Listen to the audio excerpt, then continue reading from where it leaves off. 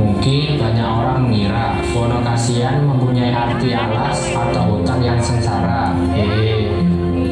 Bagian dari sejarah desa biasanya ditandai dengan keberadaan punden. Konon ceritanya, punden menunjukkan makam orang pertama yang babat alas di suatu desa atau daerah.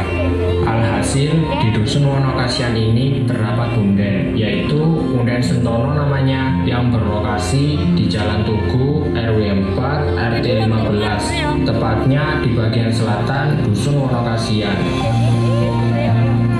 Setelah sekian lama, satu persatu warga datang, hingga akhirnya dusun Wonokasian memiliki banyak penduduk.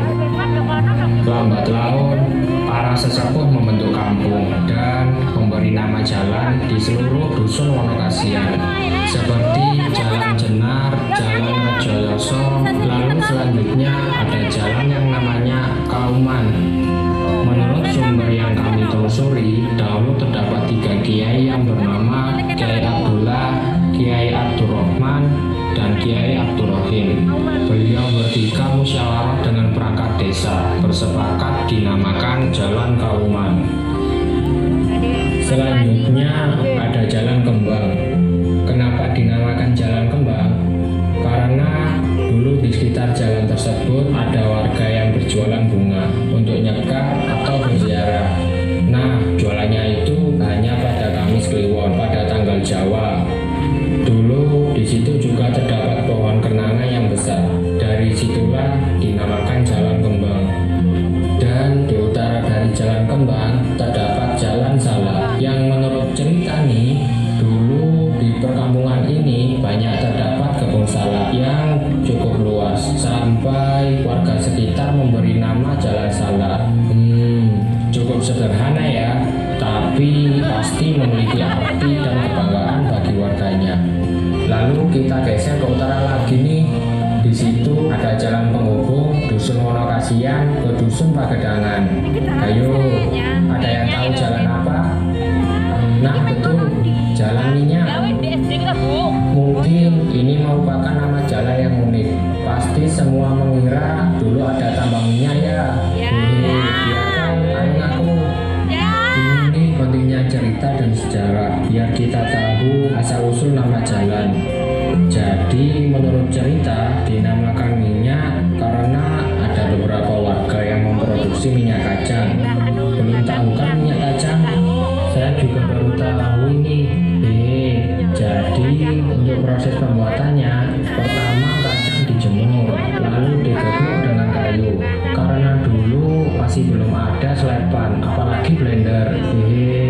Jadinya manual dengan tenaga manusia. Dulunya yang memproduksi minyak kacang ada di rumah Bapak Basir, Satiman, Derin, dan Supian. Ada yang tahu siapa beliau?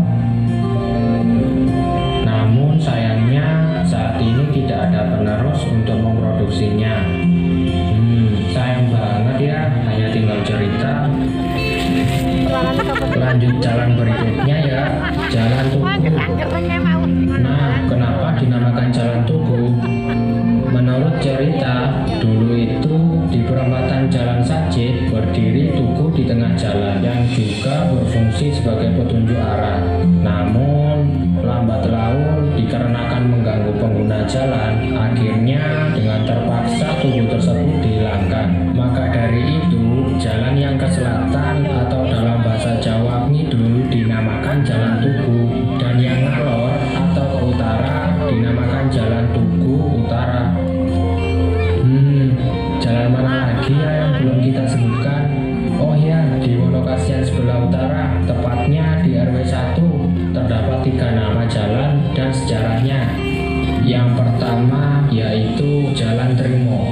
Dulu warga sekitar kalau ada pemberitahuan kebijakan apapun dari desa, bilangnya iya atau terima bahasa Jawanya.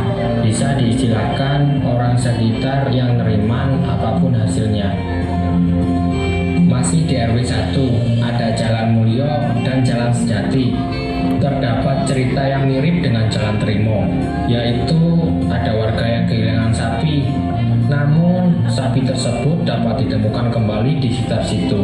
Akhirnya Di sekitar jalan tersebut dinamakan Jalan Tentrem yang berarti tentram, Jalan Mulyo yang berarti mulia, dan Jalan Sejati. Nah, tinggal Jalan Tentrem. Jalan ini berbeda dengan dua jalan lainnya karena di sini ada ayam dan tidak ada kejadian seperti kemalingan dan lainnya. Semoga nama jalan membawa perubahan yang baik ya untuk warga dan masa depan kampungnya. Nah, ada sedikit cerita nih tentang melekatnya nama kampung masing-masing. Dahulu dalam penamaan jalan, para sesepuh menggelar perayaan atau karnaval, tepatnya pada tanggal 20 Agustus 1949. Untuk mengiringi peresmian nama-nama jalan, ada yang unik nih dulur. Dalam perayaan tersebut, ada warga yang berdandan layaknya tokoh wayang Punokawan, seperti Petruk yang diperankan oleh Pak Mistir, dan Gareng diperankan oleh Pak Satemo, serta Semak diperankan oleh Pak Turiman, untuk berjalan memeriahkan perayaan tersebut dari Jalan Kauman sampai Jalan Sejati. Adik-adik pasti belum tahu kan apa itu tokoh wayang Punokawan? Jadi, Punokawan berasal dari kata panah yang artinya paham, dan kawan yang artinya teman. Intinya, saling memahami ketika berteman. Ada pesan nih untuk adik-adikku, tetap guyup dan rukun ya sesama teman, saling melengkapi, berbagi, dan jangan lupa melestarikan kampung kita tercinta ya, serta menjaga sopan santun ke orang tua.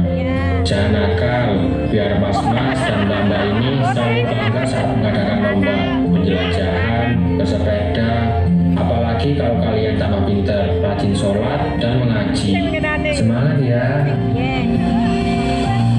Dulur, kira-kira kampung mana lagi ya yang belum kita sebutkan? Tentu kampung kita tercinta, Guyub Rukun, RW 2 yang belum kita sebut nama jalan dan sejarahnya. Oke, kita awali dari Jalan Sajid ya.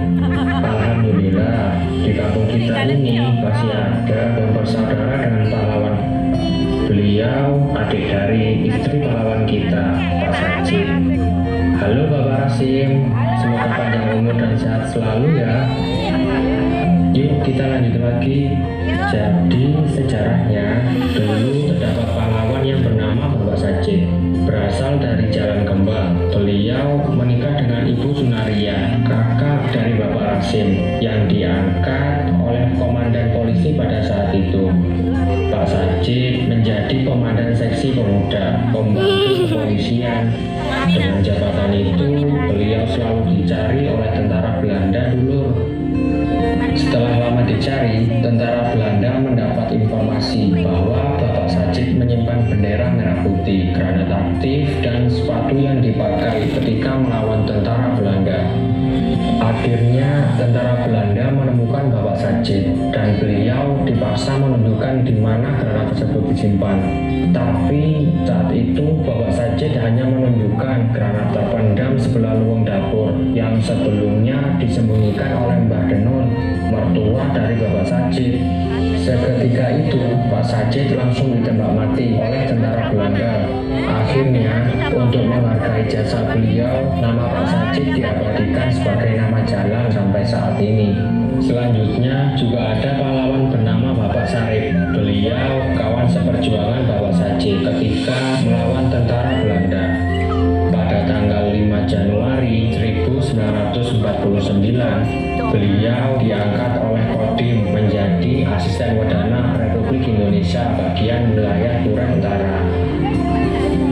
Dulu Pak Sarip adalah kepala desa di Pagedangan dan kepala karisidenan atau kepala petinggi sekecamatan Turen. Pak Sarip gugur ditembak saat berada di markas Belanda yang berada di desa Codo, kecamatan Wajah. Beliau gugur 6 hari setelah Pak Sajid. Pasti Bapak, Ibu, dan adik-adik nggak tahu kan Jalan Sarip itu sebelah mana? Jadi Jalan Sarip itu perempatan sekolah madrasah ke arah barat sampai perbatasan desa Kedok. Setelah Pak Sajid dan Pak Sarip gugur, Pak Ahmad sebagai kepala pemuda saat itu mengajak seluruh pemuda bersatu padu merenovasi kembali Tugu Garuda Lama untuk mengenang Pak Sajid dan Pak Sarip yang telah gugur. Kita patut bangga sebagai warga Wonokasian, khususnya RW 2, menjadi rumah para pahlawan dalam memperjuangkan kemerdekaan. Lanjut, nama jalan terakhir yaitu Kampung Yang Asri. Masih banyak pohon, burung, dan masih ada hewan tupai loh. Adik-adik pasti ingat karena saat penjelajahan kemarin pernah makan bareng dengan alas daun pisang.